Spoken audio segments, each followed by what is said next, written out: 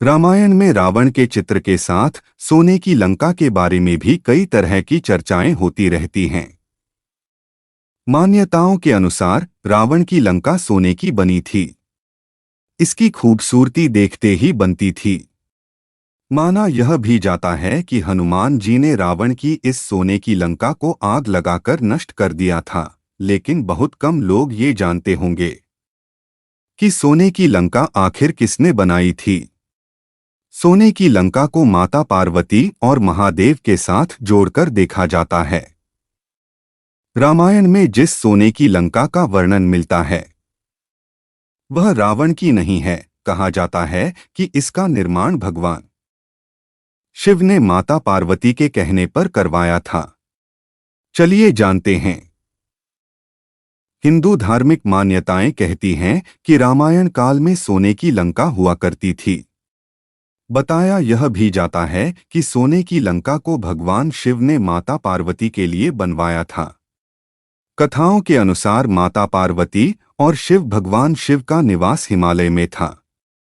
वे बहुत ही सामान्य जीवन जीते थे। उन्हें किसी तरह के आलीशान महलों की जरूरत नहीं थी। मगर एक बार माता पार्वती ने भगवान शिव से देवताओं की तरह कोई महल बनवाने के लिए कहा। तब भगवान शिव ने विश्वकर्मा और कुबेर को बुलाकर समुद्र के बीच में सोने का महल बनवाया। इसे ही सोने की लंका कहा जाता है। मान्यताओं के अनुसार रामायण काल में सोने की लंका के चर्चे बहुत दूर दूर तक फैले हुए थे।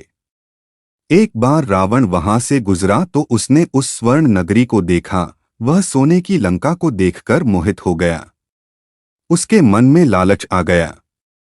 रावण ब्राह्मण का वेश धारण कर भगवान शिव के पास गया और दान में सोने की लंका मांग ली। भगवान शिव बहुत ही दयालु हैं। उन्होंने रावण को लंका दान में दे दी। इस तरह रावण ने धोखे से सोने की लंका भगवान शिव और माता पार्वती से हथिया ली। माना ये भी जाता है कि रावण ने धनपति कुबेर से सोने की लंका बलस्वरूप छीन ली थी। कथाओं के अनुसार जब माता पार्वती को रावण के छल कपट से सोने की लंका हथिया लेने की बात पता चली तो वे गुस्से में आग बबूला हो गईं। माता पार्वती ने रावण को श्राप दिया कि एक दिन लंका आग में भस्म हो जाएगी और कुछ सालों बाद माता पार्वती के श्राप को हनुमान जी ने पूरा किया। जब माता सीता का अपहरण करके उन्हें लंका ले आया तो हनुमान जी उनसे मिलने लंका आए। तभी हनुमान जी ने रावण की स्वर्ण लंका में आग लगा दी। अब आपको बताते हैं, लंका जितना सुंदर था उतना ही लंका का सुरक्षा कड़ा और अभेद था। लंकिनी लंका राज्य की सुरक्षा प्रभारी थी जो लंका नगर के प्रवेश द्वार पर पहरा देती थी। उसकी आज्ञा के बिना कोई भी नागरिक लंका के अंदर प्रवेश नहीं कर सकता था। वह अत्यंत शक्तिशाली व बलवान स्त्री थी जिसे रावण ने मुख्यतया लंका की सुरक्षा का उत्तरदायित्व दिया था। जब हनुमान माता सीता की खोज में लंका में प्रवेश करने लगे तब उनका सामना लंकिनी से हुआ था। इसके अलावा राक्षसों के राजा रावण की राजधानी चारों ओर समुद्र से घिरी हुई थी। वहां का किला भी बहुत विशाल और सुदृढ़ था। उसके चारों ओर बलवान राक्षसों का पहरा लगा रहता था। इस किले के चारों ओर गहरी खाई अभेद्य कवच की तरह इसकी सुरक्षा करती थी, जिसे पार करना अत्यंत कठिन था। इसी किले के भीतर एक बागीचा था जिसे अशोक वाटिका कहते थे। रावण ने माता सीता जी का हरण करके उन्हें इसी वाटिका में बंदी बनाकर उनके आसपास चारों ओर भयानक राक्षसियों को पहरे पर बिठा रखा था। ऐसी स्थिति में किसी का भी सीता जी के पास पहुंच पाना एकदम असंभव जैसा था। सबसे बड़ी समस्या समुद्र को पार करने की थी। रावण को हम एक अत्याचारी राक्षस के अलावा एक बहुत बड़े ज्ञानी और महापंडित के रूप में जानते हैं, लेकिन वह लंकापुरी के लिए कैसा राजा था इसके विषय में लोग कम ही कहते सुनते पाए जाते हैं। रावण संपूर्ण सृष्टि के लिए आताताई दैत्य था, रक्त पिपासु अत्याचारी था, लेकिन लंकापुरी की समृद्धि बताती है वह अपनी प्रजा के लिए समृद्ध राजा भी था।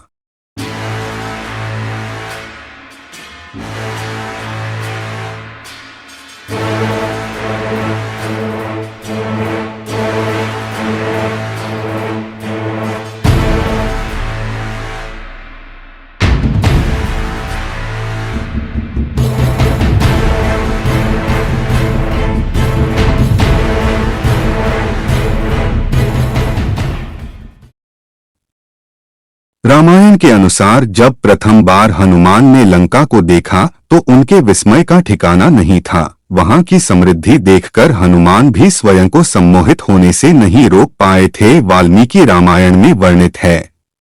मकरंदपूर्ण सुगंधित वन, फूलों से भरी हुई वन श्रेणियां और वृक्षों से आच्छादित त्रिकूट पर्वत के अग्रभाग में बसी थी लंकापुरी। गहरी खाई से घिरी लंकापुरी के चारों ओर विभिन्न प्रकार के कमल पुष्प पल्लवित होते रहते थे।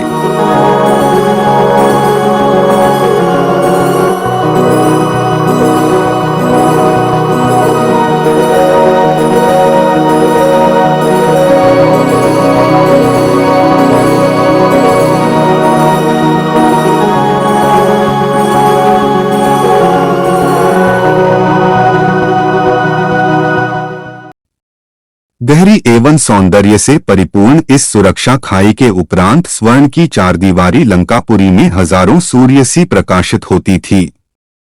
स्वर्ण निर्मित परकोटों पर लताबेलों के चित्र उकेरे गए थे। नगर में ऊंचे ऊंचे पर्वत के श्वेत एवं स्वर्ण वर्णी महल नगरी की शोभा बढ़ाते थे। प्रजा के लिए यहाँ हंसों, कमल के पुष्पों और उत्पलों से आच्छादित बावड़ियां बनाई गई थीं। विभिन्न प्रकार के सुगंधित जलों से भरे जलाशय, जिनके चारों ओर फल और फूलों के उद्यान शोभायमान थे। प्रजारंजन हेतु विशेष प्रकार के क्रीड़ा स्थल बनाए गए थे। श्वेत रंग की सड़कें उस पुरी को सब ओर से घेरे हुए थीं। चौड़े चौड़े विशाल राजमार्गों पर सुंदर प्रासादों की पंक्तियां दूर दूर तक फैली हुई थीं। इनमें सुनहरे रंग के खंभे और सोने की जालियां लंकापुरी की समृद्धि की कहानियां कहती सी प्रतीत होती थीं। इन महलों के फर्श स्वर्णजड़ित मणियों एवं स्फटिकों से बने हुए थे।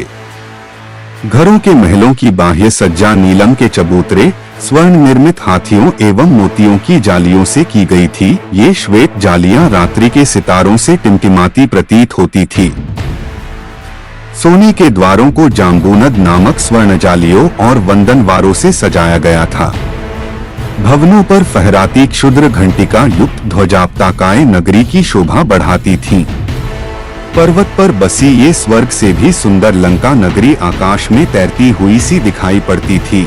ऐसा प्रतीत होता था लंका की गगनचुंबी इमारतों ने आकाश को अपनी छतों पर उठा रखा हो। सागर को छूकर बहने वाली निर्मल वायु इस नगरी की सेविका प्रतीत होती थी। आभूषणों, भांति भांति के वाद्यों, पक्षियों और मयूरों के कलरव लंकापुरी में सदैव अनुपम संगीत का गायन करते रहते थे। रात्रि भी लंकापुरी में स्वर्ण में नहाई हुई आया करती थी। प्रासादों की मणियों और मोतियों पर चंद्रमा की किरणें पड़ते ही सैकड़ों आकाशगंगाओं सी उज्ज्वल हो उठती थी। विश्वकर्मा के द्वारा गढ़ी गई यह नगरी उनकी मानसिक संकल्प से रची गई एक सुंदर स्त्री की भांति थी। तो ऐसी थी लंकापुरी जिसे रावण के दुष्कर्मों की सजा भुगतनी पड़ी प्रभु श्री राम के हाथों। जय श्री राम, हर हर महादेव। सिया राम, जय जय राम। सिया राम, जय जय राम। सिया राम, जय जय राम। सिया राम, जय